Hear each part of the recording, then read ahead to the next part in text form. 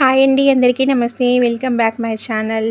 మేమైతే ఇంటికి వచ్చేసామండి. నాగూరు చెన్నై అంతా చూసుకొని ఈ తుఫాన్లో కానీ చాలా సేఫ్టీగా అయితే ఇంటికి వచ్చేసాం. గంధం తీసుకొని వచ్చామని చెప్పి ఈరోజైతే ఫాతిహా చేస్తున్నామండి. ఫాతిహా అంటే చదివింపులు అంటారు దేవుడికి.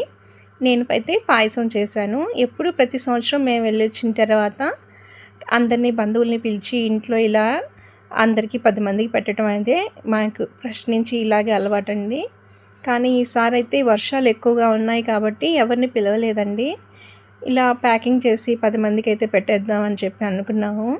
మా వారికైతే చాలా ఇష్టం అండి. వెళ్ళొచ్చిన తర్వాత అందరికీ ఇలా పెట్టడం. ఇప్పుడు మనకున్న స్తోమతలోనే 10 మందికి పెట్టాలని చెప్తారు. నేనైతే చాలా ఓపికగా అయితే చేస్తానండి. ఇంతకుముందైతే మా వారే అన్ని పనులు చేసేది, నాకు ఎక్కువ సపోర్ట్గా ఉండేది.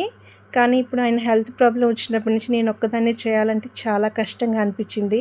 కానీ మనతో పాటు వచ్చిన ఫ్రెండ్స్ అయితే వాళ్ళు వచ్చి నాకు చాలా హెల్ప్ చేశారండి. మొత్తం వాళ్ళే ప్యాకింగ్స్ కానీ అన్నీ వాళ్ళే చేశారు. నాకు చాలా వరకు బెటర్ అనిపించింది. అయితే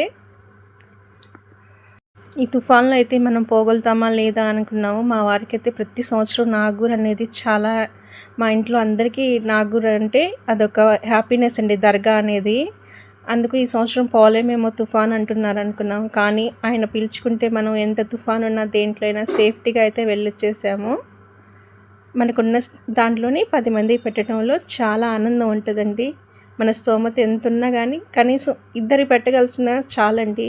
దేవుడు ఆ స్తోమత ఇచ్చినందుకు నాకైతే చాలా హ్యాపీ అనిపించింది. మా వారైతే ఫుల్ హ్యాపీగా ఉన్నారండి. నాగూర్ నుంచి వచ్చినప్పటి నుంచి ఆయన హెల్త్ కానీ కొంచెం బెటర్గా ఉంది. మన వీడియో కానీ మీకు నచ్చితే లైక్ అండ్ సబ్స్క్రైబర్ చేయండి. నా వీడియోలు చూసినందుకు మీ అందరికీ ధన్యవాదాలు. మరొక వీడియోతో వస్తాను. బాయ్ అండి.